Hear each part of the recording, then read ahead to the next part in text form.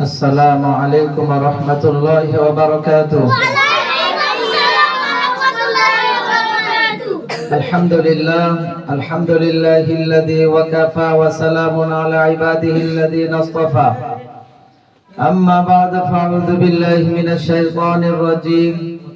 وما أرسلنا من رسول إلا بلسان قومه ليبين لهم فيضل الله من يشاء ويهدي من يشاء وهو العزيز الحكيم. صدق الله العظيم. وقال النبي صلى الله عليه وسلم حب الوطن من الإيمان أو كما قال عليه الصلاة والسلام. প্রিয় উপস্থিতি,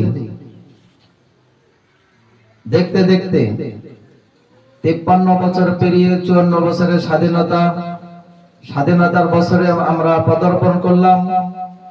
মহান বিজয় দিবস উপলক্ষে আজকের এই বাৎসরিক সেমিনারের সম্মানিত সভাপতি, বিজ্ঞ বিচারক মণ্ডলী এবং আমার সামনে উপবিষ্ট প্রিয় ছাত্র বন্ধুগণ, আমরা সবাই সর্বপ্রথম শুকর আদায় করি আলহামদুলিল্লাহ।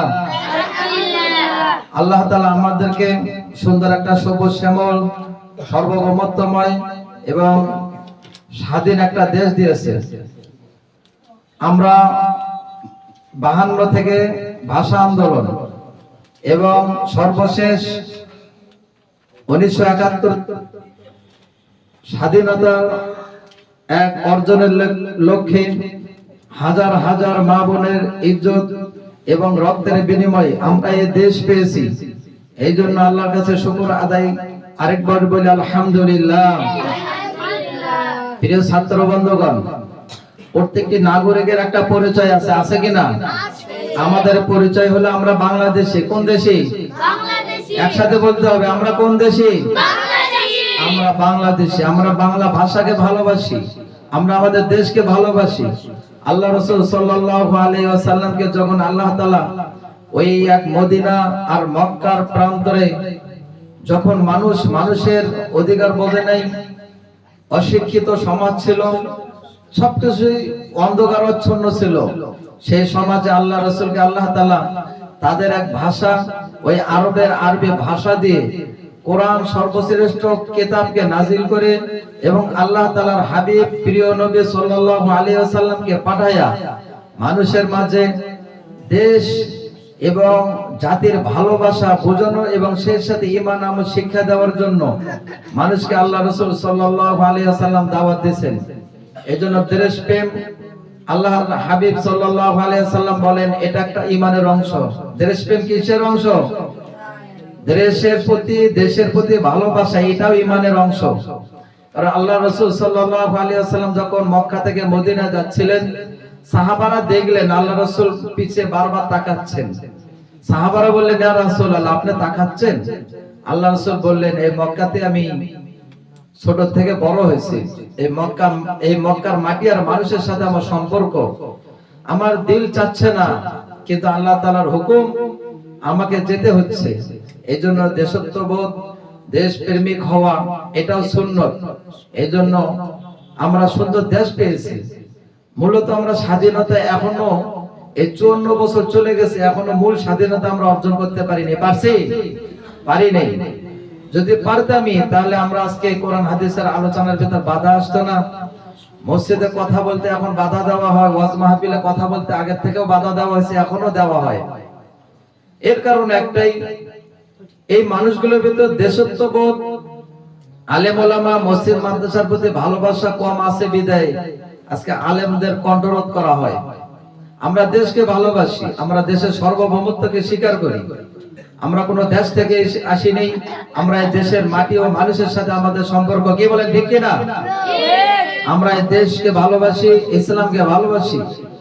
আমরা দোয়া করি আল্লাহ তাআলা যেন এই দেশের জন্য যারা ইজ্জত, যাদের রক্তের বিনিময়ে হাজারো হাজারো শহীদের রক্তের বিনিময়ে আমরা এই দেশকে পেয়েছি, তাদের রুহের মাগফিরাতের জন্য আমরা আজকে দোয়া করব। কি বলেন, ইনশাআল্লাহ দোয়া করব না ভাই?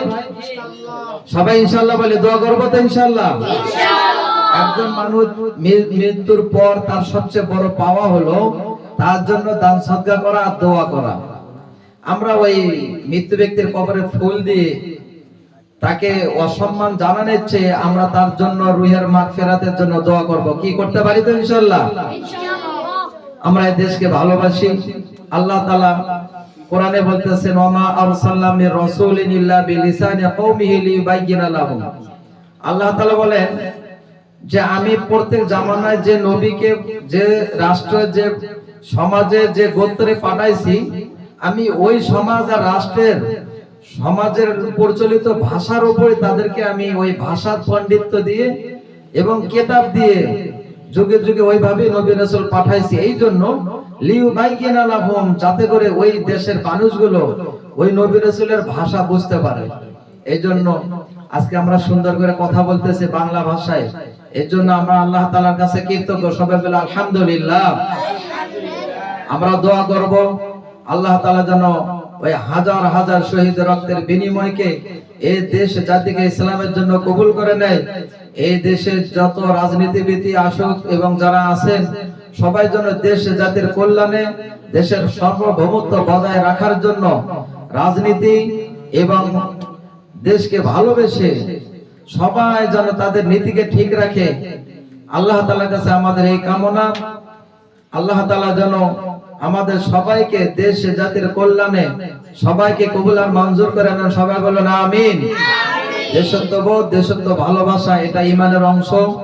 আমরা অন্তরে এই আশা রাখি আল্লাহ তাআলা যেন আমাদেরকে দেশ জাতির কল্যাণে কবুল আর মঞ্জুর করে নেন। সবাই বলেন আমিন। এবং সেই সাথে আমাদের এক প্রাণ প্রিয় দেশত্ববোধক, এক ভালোবাসার প্রতীক জনাব ওসমান হাদিকে যেন আল্লাহ তাআলা অতি দ্রুত সুস্থতা করে ওই আমাদের মাঝে পুনরায় ফিরে নিয়ে এসে দেশ জাতির সামনে আবারও সেই বলিষ্ঠ কণ্ঠ আমরা যেন আবারও শুনতে পারি। সবাই বলেন আমিন। এবং যত মানুষ অসুস্থ আছে সবার জন্য দোয়া রইল। ওয়া আখিরি দাওয়ানা আলহামদুলিল্লাহি রাব্বিল আলামিন।